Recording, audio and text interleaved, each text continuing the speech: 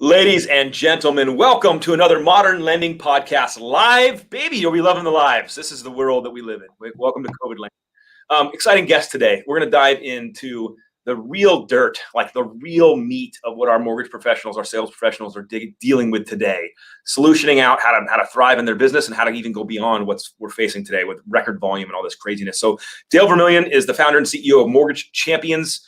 Nearly 4 decades, this guy's been pouring in his life into helping loan officers, leaders reach new levels of success. He's trained over 1 million professionals. If there's anybody that knows what he's talking about, it's this guy, or he's convinced everybody he has. And so I'm really excited. He's joining us on vacation. So you got to give him some love for that. So without further ado, let's bring on Dale and rock and roll.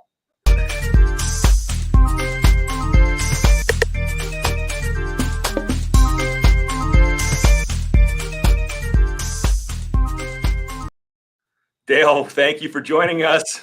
Alec, great to be here, man. Thanks so much for having me. What a privilege. So I love to share this because it's funny. We were on, guys, before we went live, and there's this jingling happening in the background. I'm looking at Dale's. I'm like, are you out in the woods? Like, this is amazing. And it had these wind chimes that to take down. So Dale, where are you? So that everyone can get a little insight here. You know, I'm up at our cabin up in the Blue Ridge Mountains of North Carolina, and just loving some time with my bride, and just enjoying the beauty of nature. It's just unbelievable out here. That's so cool. I was jealous just seeing the background, dude. That's amazing. So Dale, let's do this as we dive in before we get into questions and really digging into the tactics to help our loan professionals right now in this really crazy time. Share with everybody, like, how did you get into this space with doing what you do? Like, what pulled you into this area of the world? Yeah. Well, back in 1983, when I started in the industry, I actually came out of high school in 1979 and worked construction for 3 years, and was actually standing on a scaffold. And guy said, "You talk a lot. You ought to be in sales." Yes. I don't think it was a compliment. So I took him up on it and got a job actually first selling pots and pans door to door. Didn't want to do that for a living, and then got in the mortgage industry. And you know, this is, Alec, the greatest industry ever. I mean, I spent 12 years in the business, from a loan officer to a branch manager to district manager to a regional vice president to running a national mortgage company. And in 1995, decided to go out and actually start training and consulting, because I was fortunate enough to work with thousands of top producers that I had worked with and trained and brought in. And we'd built a selling system that just absolutely worked. Yeah. And in 1995, I decided to try my toe in being an entrepreneur. And 25 years later, here I am, have had a chance to train over 600 companies and 1 million loan officers. And, you know, just love this business, love what we can do for consumers, and love how we change lives every day. You know, I was just talking to a buddy in the industry, and you're so dead on. And what I'd love to kind of go first in our conversation is that this is almost the greatest hidden industry in the country. I mean, people don't know about it, or they talk down on it, or whatever, you know, all that stuff, the biases against it, but it is incredible. I mean, it's blessed my life unimaginably. Yep. So let's talk about it. New blood. Like, why would somebody join the mortgage industry today? I think that's a really important question. I hope that the viewers who are watching this now and in the future tag somebody who's not in our business, because, by the way, there's a pandemic happening. There's some businesses and some that are struggling, and yet the mortgage industry seems to be thriving. So, Dale, what would you say to somebody who is new and thinking about joining the mortgage industry? Well, because I think we're the oldest business in the industry, or in the economy, to be honest with you. You know, I know there's other things that are claimed to be, but look, we're the money business. You know, we're in the business of helping Americans become homeowners, and then take that home ownership and capitalize on it and maximize it. And when you think about and you look over the last 50 years, and you look at wealth built in the U.S., it's predominantly built through real estate. That's how most people do it. And therefore, you know, if you're thinking about being in this industry today, you'd be crazy not to do it, because our product is never going away. It's money. Everybody likes it. Everybody wants it. Nobody's got enough of it, and they're all looking for more of it. And we got an unlimited supply. It's a great business. You know, and I compliment that too. And I look at the industry today, how radically it's changed. So I got into the game in 2003. And there was another refi boom happening back then, which is interesting. But now looking at the game and looking at social media, looking at video, looking at all these different places that we're on, I'm like, man, if you're a young millennial, this is the perfect industry. You can flex all your entrepreneurial desires. You can be on social. You can be connecting to human scale. You can be virtual effectively, because COVID's forced that on us anyway, but you could before. And it's like, I'm like, man, this is, and the sky's the limit. The sky's the limit. It is. I mean, I'm a poster child for that. I mean, I came out of high school. I had no college degree, never went to college, and ran a national mortgage company with 2,300 employees before I became a consultant. Like, you can't do that in any other industry that I know of. So the opportunities in this business are endless. It is an incredible industry, and we truly do change the lives of our customers when we do it right. And that's the beauty of this business. And the crazy thing too is as we change the lives of our customers, our lives get changed. That's exactly right. It's unbelievable. So speaking of our lives being changed, it seems that there are loans falling from the sky. Yep. And that's causing massive issues, good and bad, to our professionals, our salespeople. Leslie noted that on LinkedIn, it seems audio and service are cutting out a little bit. Leslie, if you could jump to Facebook or YouTube, let me know. I super appreciate that. It's sounding clear to me, and we're on bandwidth, but I super appreciate you jumping in and sharing. So Dale, like, with record volumes comes record pain and hopefully record paychecks. I mean, good and bad. But like, and you're coaching people through this stuff. What are you hearing? How are people responding? What are you leaning into and pushing through for people? What's going on? Well, a couple things that I can mention about that. First off, if you think about the Charles Dickens book, A Tale of Two Cities, it starts with the statement, it was the best of times, it was the worst of times. That's where we're in right now. We are in the best times we've ever seen. And also it is the most stressful and high volume times we've ever seen. So here's the first thing that I remind people. Number one, keep reminding yourself every day, constantly throughout the day, how blessed we are to even be employed in this world we live in, and to make the incredible amount of money we can make with unlimited potential. That's number one. Number two, if you really want to move your pipelines and you really want to be effective and successful to be able to handle this high volume, the answer to that is not speeding up and rushing. That's the wrong thing to do. Totally. The answer is slowing down. You have to slow down enough to do it right the first time so that you get a good file in, you build a good relationship, you protect that loyalty of that customer, and you give your ops team a chance to do something that really allows that file to move through without a lot of touches and a lot of hesitation, and your files move quickly and you're very successful in these times. So let me ask you this. This is one of my favorite things. So right now we're in a housing shortage. There's not enough houses. There's huge pressure. So somebody who's out there trying to buy is trying to put in the best offer they can to buy the house. And our real estate partners are under a lot of pressure to make their deals stand out. So they're turning right around and putting pressure on their lending partner, saying, you better close this loan fast. I need to guarantee you close this loan in 20 days. And the loan officer's looking at their pipeline and looking at the company going, and then either they're laying down and saying, yes, I will. And they're promising something they can't commit to, hoping that they can somehow pull this out. But, how do you go back to the realtor and say, I can't close that fast? And watch the realtor say, well, I'm using somebody else or something. How do you deal with that pressure? First off, you have to educate on realistic expectation. The number one mistake, Alec, that I'm seeing today that I believe loan officers are making is we don't set right expectations from the start. We're not training our realtors to understand it's not a 30-day business anymore. It's a 45 to 60-day business now. And it's because we're not the only ones that control it. We've got all of the outside companies that we use, from the title companies to all of the different services, everything we've got. It's a multifaceted process. So we don't control what happens with people getting COVID. We don't control what happens with people being at home with children and they can't get to things to get them done. It's a different world. So you have to set right expectations, and you have to understand this, that if you can prove to your realtors that you're going to give better service, a better loan program with better options, it provides better choices, and you're going to be better for that realtor in promoting their business than anybody else, that borrower will wait 10 more days. I guarantee it. You just have to set that expectation from the start. And I always push back and say, any lender out there saying that they're going to close in 10 days, clearly it must not have a big pipeline. They must not be good at their job. That's right. they must be pretty bad at their job if they're like, I have tons of capacity. Like, well, you don't do loans very well then? Because you shouldn't. You're their only customer. You don't want to do that. That's a bad sign. So here's the other thing, Dale, that I think is a challenge. Setting expectations, telling your partner, having the courage to tell your partner the reality of the situation without feeling like they're going to abandon you and run down the street to the guy who's saying they can close in 2 days. All that stuff is part of the game.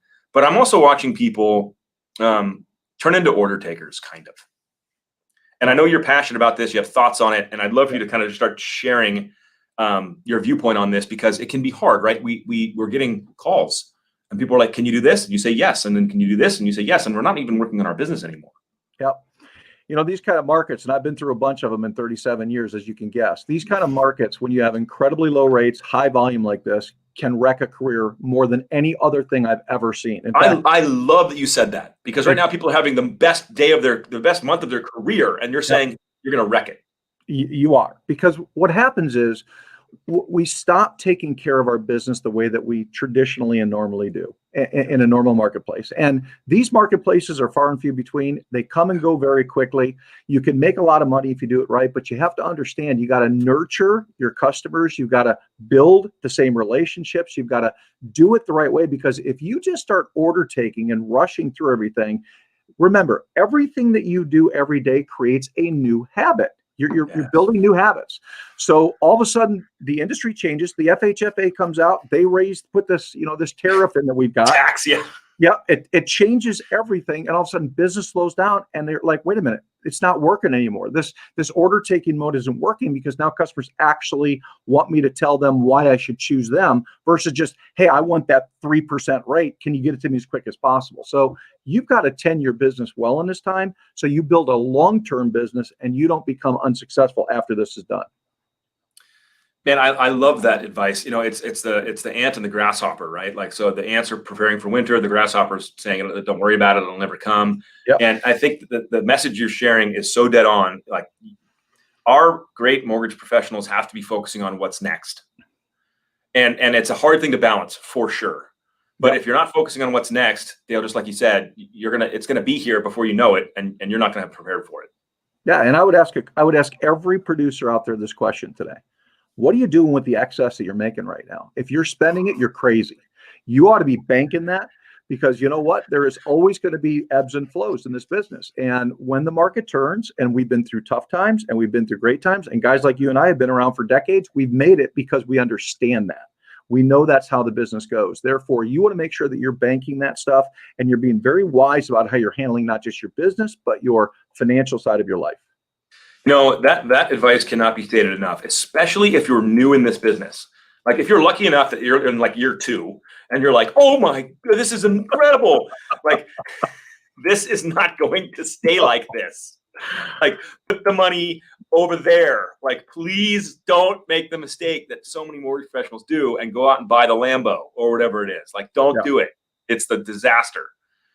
Well, and don't fall into the trap that I see all the time. So we get high volume of leads. And what do? I got to get through the lead. I got to get through the lead. I got to get through the lead so I can get to the what? To the next one. So what we do is we rush to fail, is what we actually do. You got to remember, and I say this every time I'm interviewed, but it's so important. One committed sale a day. If you get a borrower that commits to the deal and does all the things you need them to do to show full commitment, in your pipeline is going to put 21 deals a month in your pipeline. That's 15 loans closed. 2 of those a day is 30 loans closed, and 3 of those a day is 45. So my question all the time to loan officers is, what's your rush? Why are you hurrying through? Because if you do it right 3 times a day, you close nearly 50 loans a month, which is incredible numbers and incredible income, and you'll sustain the right kind of business going forward. Yeah, I mean, talk more about the importance of a loan officer saying no to the non-ideal customer. Like, there's so much maturity in that, to look at a customer and be like, I'm not going to work with you. Hey, it's like dating that, if you're dating for marriage, you're going to have to say no, because if it's not the right match, it's not going to last. It's that simple. So one of the things that loan officers have to be very, very good at in these times is very quickly pre-qualifying that borrower on the front end for the major things that matter. Yes. Credit scores, income availability, income verification. Sustainability. Sustainability. Those are simple things to do that save you time so that you can spend more time with the borrowers who are qualified. But look, here's the bottom line. Don't be chasing business in this marketplace. Don't be taking the junky stuff and running after that. When you look at something, it's going to take 3 or 4 times as long as the normal deal, kill it. Move on to a better one, because you can do 3 or 4 more deals in the same time as that one. So why are you wasting your time chasing that rabbit? Dude, I love that so much, because so many loan officers, I know, they see dollar signs. They get the lead and they think bank, money in the bank, and they don't realize that one customer could derail your entire pipeline. They could be such a time suck.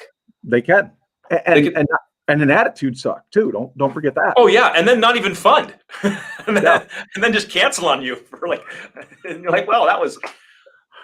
But that's a really great point, Dale, and it's something everyone needs to be focused on. Is this the right customer for me? Am I the right, consultant for this person? And if not, let them go. Let them fly free. There's more fish out there right now. Yeah, especially in these times. So Dale, what other threats are you seeing that our loan officers might be missing because they're so busy that they need to be paying attention to and making sure they're intentional with to stay viable in the long run? The one thing that is absolutely critical today, and I think loan officers think this is a problem when it's actually their solution, is you have to continue to nurture the relationship with the customer and the relationship with the realtor through the process. What I see a lot of today is, okay, we get the deal. All right. Maybe we think we do it right. Maybe we even do a high quality application and we stick it in. But then we go in the black hole that we don't talk to that customer. We don't talk to that realtor. And then we wonder why we get unhooked 3 weeks later. Look, you've got to stay in contact because there's so much pressure from technology and credit triggers and all of the different things out there that are attacking your borrower. You got to stay in touch. And it's hard to do when there's a lot on your plate. It is, unless you know how to plan well. If you understand, it's all about time blocking, and it's all about saying, you know what, I'm going to take one day out of the week. Maybe that's my Friday afternoon at 2:00 in the afternoon, and I'm just going to call every one of my deals in my pipeline. I'm sure you don't have more than 100 deals in your pipeline. If you make 100 calls, so what?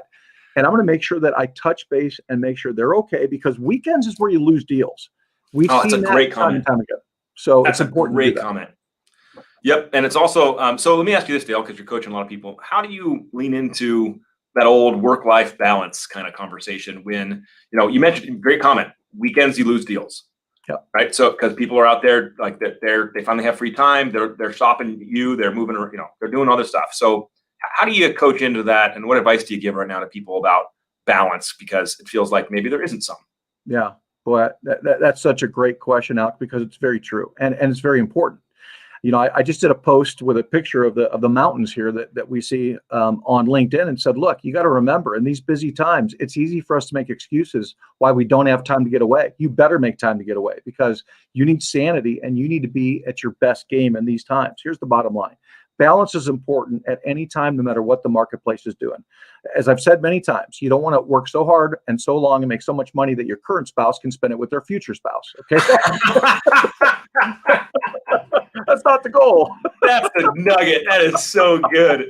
Absolutely. It's so true. So what you have to do is you have to plan and purpose everything. Make sure you build your purpose first, plan everything around that. And when you plan your schedule and you build your time blocks, plan for not just your professional business time, plan for your personal time. Make sure you're putting time away for your spouse and your kids and your friends and yourself, taking care of yourself. These things are very, very important, because you're no good to anybody if you're not in balance. It's just that simple. You're going to break. Yeah. Yeah. And I know it's hard because there's some people that say, hey, the fish are swimming, time to fish. But if you don't figure out when to take a break and breathe. And by the way, this is so funny. Like when we started the work from home craziness, I had an aha moment, because I was sitting in my garage, in my desk there, that I had a little office I built, for all day, just right in the zone. And I'm like, oh my God, I've taken 0 breaks. Yeah. I've just been 0. And I'm like, why am I blasted? Because I didn't take in, there's no natural breaks. There's no drive to work. There's no, there's no lunch. You just sit there and eat. You're at home. And that discipline is huge, changes the game. Yeah. You've got to create an environment working from home as if you weren't working from home. But you also have to be sensitive to those things in life. So if your kids are home and you're sitting in your office and you want to spend a little bit of time with them, you're going to be feeling guilt where you're not going to be performing at your highest level anyway. Plan breaks during your day. Take 20 minutes, go out, sit down with them, have a snack with them, enjoy some time with them. Make sure that you're building your day out so that you're more efficient and effective in the times you're working, but you're taking those breaks to kind of catch that breather and get yourself regenerated. Regeneration throughout your day is really important. I love that. I want to echo it. I mean, the fact that you can plan a lunch date with your daughter or kids, that you can build it into the schedule so that you can be like, okay, now I need to shut this off, and don't operate just organically. Build a plan around it and you'll be happier. I love that. So Dale, let me ask you this. I love this question. I normally ask it at the very, very tail end, but we're gonna go down a rabbit hole here, so I want to just hit it now. If you're sitting in front of a 30-year veteran of our industry, like mortgage professional, right, local pro, and next to them is a 5-month brand new loan officer. Yeah. and they've got you for, whatever kind of time they paid for, and they're going to ask some questions, and they're looking for advice. Yep. Where do you start with them? What do you start talking about? What do you start sharing with them? They're looking for direction. You've got a lot of wisdom here. Where do you go? Well, I think the first thing that I would do is remind them that if you don't continually educate yourself every day for the rest of your life, you're never going to get to where you want to be. I think that's number one. Okay. Robert Ringer has a great quote. He said, success is a process of literally just taking and learning and learning and learning and taking great habits and replicating those. That's all it is. It's really, really important to understand that. So I would start by saying, first off, I'd look at the veteran and say, what are you doing every day to recharge your battery and get yourself in the right mindset and make sure that you're continually growing and educating yourself? For the new person, I'd be like, you better be studying and talking with guys like this one right here, or gals like this one right here, who are senior veterans who are crushing it, and learn from them as much as you can.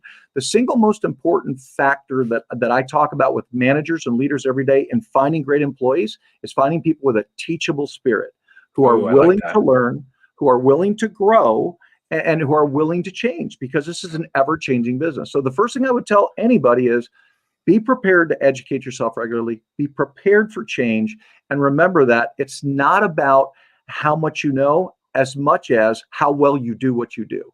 Attitude is such an important part of our business. And yes, you need to know the business. There's no question about it.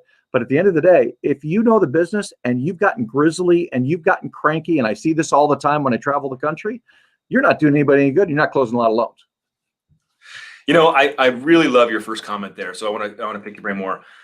Constantly be educating yourself. Constantly be leaning into new things, figuring out new ways to play the game, because it's always changing. I think that's such an overlooked, facet, because there's a lot of people who like today. This is a great example. Like digital marketing and digital social media. This whole little space we're in. These little boxes now that we live in on screens.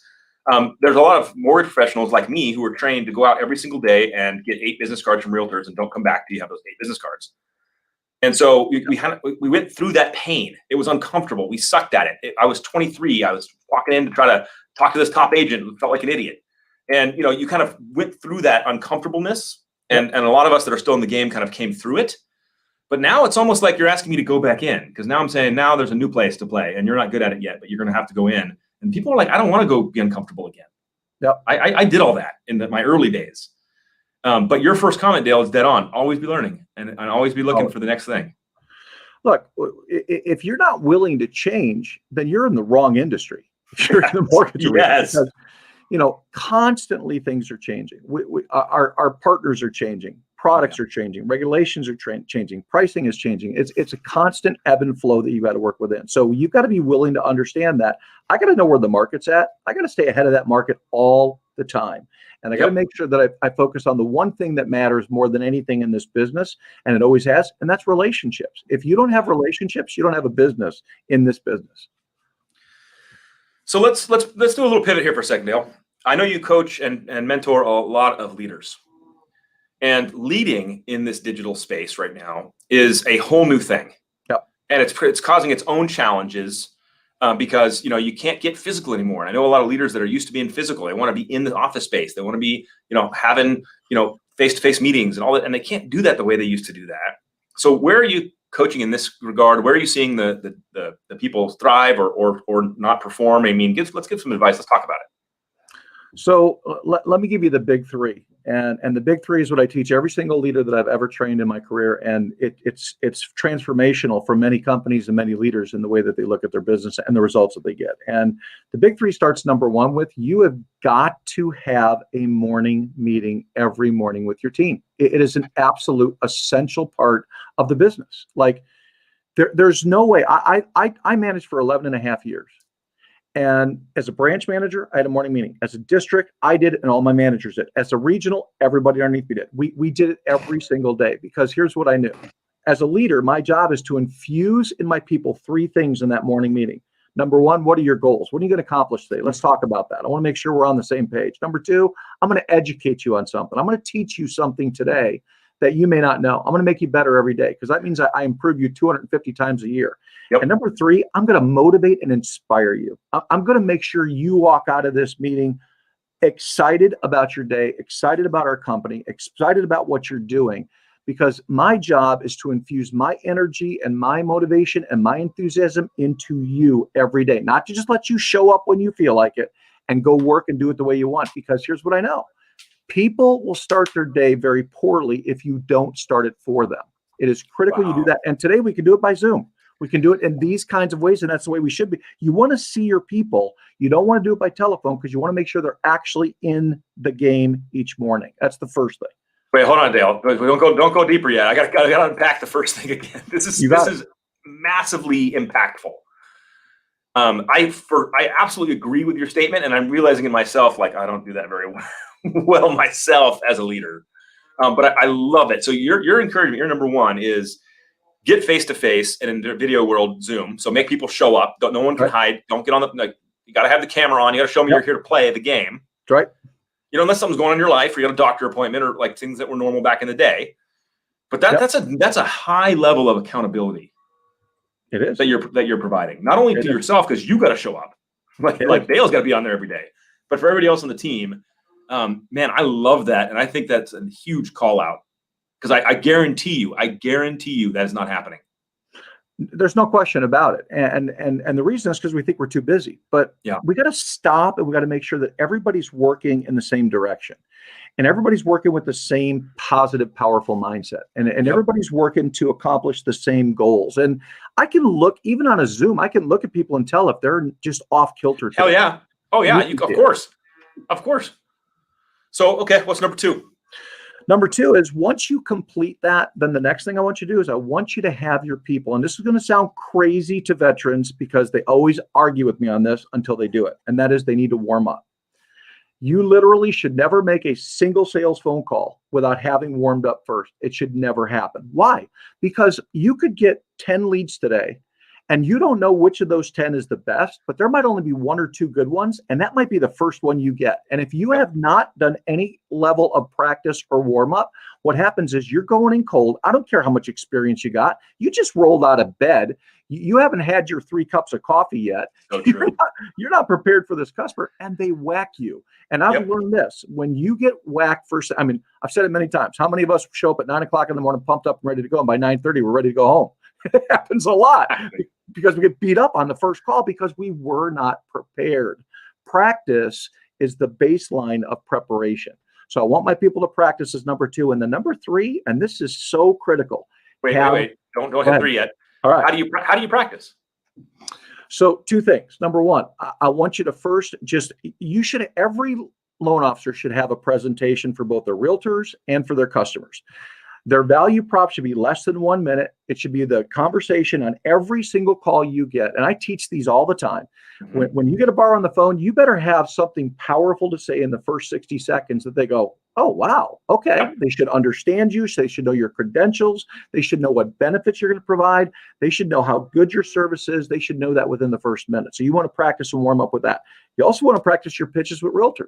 What are those conversations going to sound like on a prospect? If I'm prospecting today, I want to warm up my prospecting calls before I make a prospecting call so that I'm doing it the right way. That's really essential. And then get a role play partner. Actually have another loan officer that you guys call each other in the morning just for 10 minutes and you beat the tar out of each other with objections and you overcome them. Because what it does is it gets you in the mojo that you need to be very powerful. And I have had many people say, oh, I don't have time for that. And I've had people look at me and go, well, you know what? I'm closing 40 loans a month because I took that tip from Dale 20 years ago and I've been doing it ever since and it works. You know, I love it so much because I can see somebody now turning on their camera, and then just delivering their pitch and then playing it back and being like, was that any good? Like, would I buy from myself right now? Like, if I rewatch my video, am I pumped up that they're ready to go? I love this. And it's underrated. People don't practice in our industry. By the way, you say role playing and people get uncomfortable immediately. Right. Like they don't want to do it. They don't want to be called out. They don't want to feel uncomfortable. And so they avoid it. And your point, Dale, is if you avoid the uncomfortable things, you don't get any better. And you couldn't have said it clearer. That's right. And not only that, but I'm going to ask you a question. Would you rather be embarrassed or be frustrated or feel like, you did something wrong in front of a colleague where you lose $0? Or would you rather make that mistake with a borrower that could have been a $3,000-$4,000 commission for you and you just blew it? Because you don't get a second chance with borrowers. You only get one chance to make a first impression. Once it's over, you're done. You're toast. I love that so much because there's so much power in people who are willing to be vulnerable, who are willing to step into that space and go, I'm willing to suck right now. I'm willing to be coached. I'm willing to make a mistake. I'm willing to be uncomfortable. And if people are willing to get in that space, they can crush it. So I love your role. I love number 2. Okay, I'm now ready for number 3. I'm ready. So number 3 is called the daily checkpoints, and this is so essential. So here's what we do. Okay, even if we're a great manager and we get our day started right, and we get our people pumped up in the morning, and we get them to practice, crap happens all day long. Like that's somebody calls, the loan blows up. Like there's exactly. Stuff happens. That's just all there is to it. So what I always taught my managers, and I always did, was I said, look, we're going to have 3 checkpoints a day because I got you going in this direction, but I know that you're going to start to do this on me at some point in the day. Because I was a manager for too long where I saw other managers that they'd say to their loan officers, okay, here's what I want you to accomplish today. And then at 5:30, so how'd it go? Oh, not so good. And here comes all the excuses. So I used to have an 11, 2:30, and 5:30 check-in every day with my people. It was a 1-minute check-in. And here's all I was checking in on. How's your sales going? How's your sales going? Have you sold anything? Did you get anything? Are you staying on track for your goals today? Have you gotten off in that pipeline black hole again where you're not getting anything done and your attitude is gone? If you are, I'm getting you back in the groove right now. It was so powerful and it changed the lives of my loan officers. So, I mean, those big 3 right there, I mean, those are going to turn into clips for sure, because those are incredible nuggets and they're not being done. Like they're not being done. Not only because, not that the people are bad intentioned or they're not great leaders, but they're distracted. They're busy. They have chaos around them. There's COVID issues. There's thousands of excuses. But the advice, Dale, is so universal that the great leaders are going to show up that way, and the ones that are struggling are literally have disappeared right now. They're not holding meetings. They're not even holding, like they might host a monthly Zoom, maybe, but they allow people to have their cameras off. They allow people to mail it in, and they're not connecting. And to your point, it's like, no, we're going to do this on steroids. We're going to have a morning connection, FaceTime. We're going to have check-in throughout the day, and we're going to practice and role play.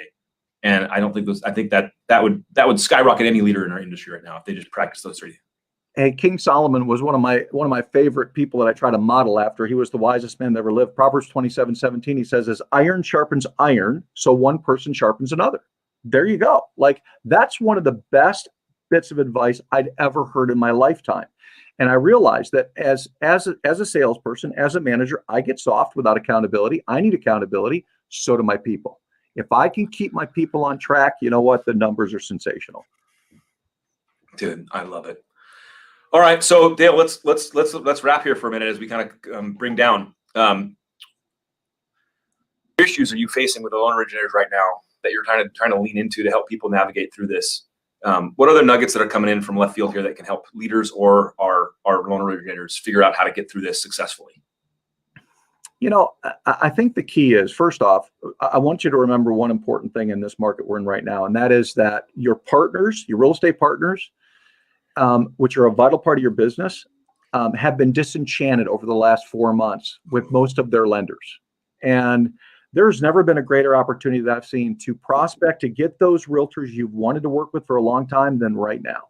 This is the time to do it. So what happens in these times is, because we're so busy, we do almost zero prospecting. It's just, we're just trying to keep our head above water. And again, I know a lot of people are going to watch this and go, but Dale, I don't have time for that. I'm like, nope, you're just not managing your time properly. You've got to take your day. You've got to time block for the things that you know you need to get done that are critical to your business. And then you got to do what we call flex block for the 2 or 3 hours of stuff that's going to happen. Flex block. Didn't know was going to happen. I love flex block. I knew exactly what you mean when you said that. But let me give you the excuse. Let me throw the excuse at you. Ready? Yeah, sure. But Dale, I have my capacity. My loans are taking too long to close. I'm scared to go get a new relationship with a realtor, and then I get a deal from them, and I can't do my normal, 22-day close because my turn times are too long.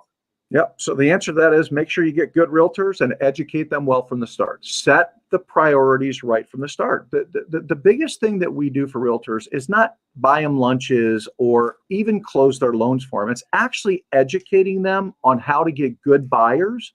When you do that and you educate them on how to bring you better customers that you can close faster, everybody wins. The realtor wins, the loan officer wins, the lender wins, and the consumer wins. And that's the way you need to do the business. I love it, Dale. Okay, words of wisdom. Final thoughts, Dale. I'd love for you to share a couple things that are going through your mind as you're looking at this industry. You're looking at the current state of it. You're looking at all the wonderful leaders and mortgage pros that you coach that you've known for probably a long time too in this space. What do you share with them here to help them get through this and fly through this and prepare for the future? Well, I think number one is just remember that right now the mortgage industry is the darling of the economy. We are the glue holding the economy together.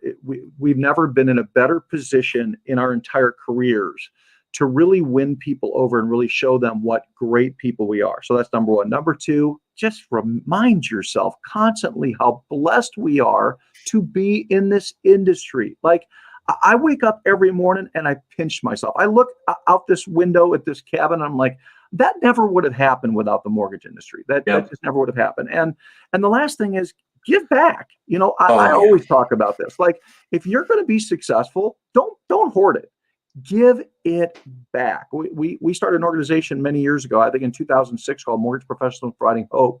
That is a not-for-profit charity that we've run for all those years. And 100% of the money we take in, we just give it out. We give it away. We house homeless people in the U.S. We housed over 200 families last year. Wow.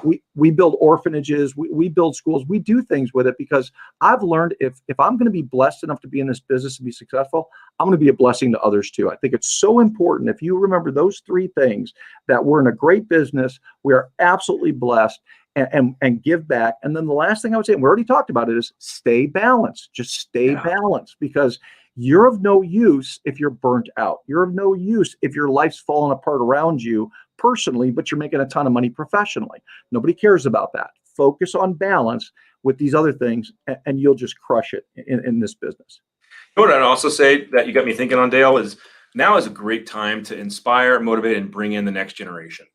It is. Now, because you were talking about giving back, and that's exactly where my head went, and I love it, and I think it's right. Like, now is some of the time for you and our senior leaders to bring in the next generation and mentor those kids and teach them the game and share with them the opportunity that's here. And I think there's an unbelievable time right now where there is volume to sustain it. There's leads to sustain it. You can bring these people in and help them swim.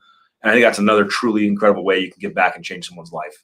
I love that, Alec. That is such great advice. And I managed for 11 and a half years, and my hiring policy was people out of the industry. I never hired a single experienced mortgage loan officer one time. I trained them up from the ground up, and I hired a lot of college kids and gave them a career. And many of those are running mortgage companies today and making incredible amounts of money and doing very, very well. We want to pass that torch off to that next generation and give them the opportunity to continue to keep this business, this industry that we cherish so much, to continue to keep it strong going forward.